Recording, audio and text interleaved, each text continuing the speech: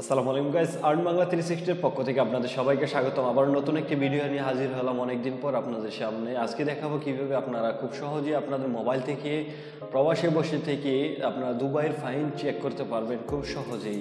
অথবা আপনাদের পাসপোর্ট অথবা আপনাদের আইডি কার্ড যে কোনোভাবেই আপনি চেক করে নিতে পারবেন। তো তার জন্য আমাদেরকে চলে যেতে হবে একটি ব্রাউজারে। আমি এখানে ক্রোম ব্রাউজারে চলে আসছি। এখানে এসে আপনাদেরকে লিখতে হবে দুবাই ফাইন্স।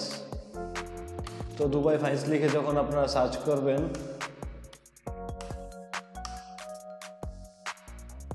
তো আপনাদের সামনে একটি ইন্টারফেস ওপেন হয়ে যাবে। এই ইন্টারফেসটি ওপেন হওয়ার পর আপনারা এখান থেকে ফাইন ইনকোয়ারি সার্ভিস নামে যে অপশনটি দেখছেন সেটিতে ক্লিক করে দেবেন।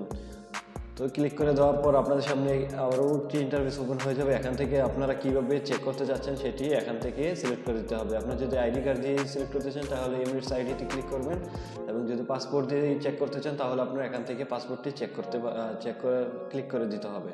তো এখানে এসে আপনাদের পাসপোর্ট নাম্বারটি সিলেক্ট করে দিতে হবে। পাসপোর্ট নাম্বারটি সিলেক্ট করে দেওয়ার পর এখান থেকে আপনার ন্যাশনালিটি সিলেক্ট করে দিতে হবে। ন্যাশনালিটি সিলেক্ট করার জন্য আপনি যেই দেশের হয়ে থাকেন সেই দেশের নামটি এখানে সিলেক্ট করে নেবেন। সিলেক্ট করার পর এখান থেকে আপনাকে দিতে হবে date of birth. Date of birth দেওয়ার জন্য আপনারা এখান থেকে ডেট দিবেন।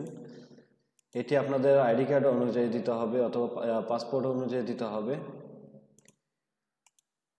তো এখান থেকে এসে জন্ম যে সালটা রয়েছে সেই সালটা এখান থেকে সিলেক্ট করে নিতে হবে। তো আমি এখান থেকে জন্ম সালটা সিলেক্ট করে নিলাম। এখানে এসে আপনাদের জেন্ডারটি দিতে হবে। যেহেতু আমি ছেলে সেই কারণে আমি মেলে ক্লিক করলাম, এবং নিচে এসে আই এম নট এ রোবটে ক্লিক করে দিব। ক্লিক করে দেওয়ার পর এখান থেকে আপনাদেরকে সাবমিট অপশন চাবে, সেই সাবমিট অপশনে ক্লিক করে দেবেন। তো সাবমিট অপশনে যখন ক্লিক করবেন তখনই আপনাদের সামনে আপনাদের যে ফাইলে কোনো প্রকার ফাইন আছে কিনা সেই ফাইনটি এখানে দেখাবে। যেহেতু আমাদের কোনো প্রকার ফাইন নেই, তো সেক্ষেত্রে আমাদের কোনো প্রকার ফাইন দেখাচ্ছে না। আশা করি সবাই ভিডিওটি বুঝতে পারছেন। যদি কোনো প্রকার সমস্যা হয়ে থাকে আমাকে কমেন্ট করবেন, আমি খুব সহজে আপনাদেরকে বুঝিয়ে দেব।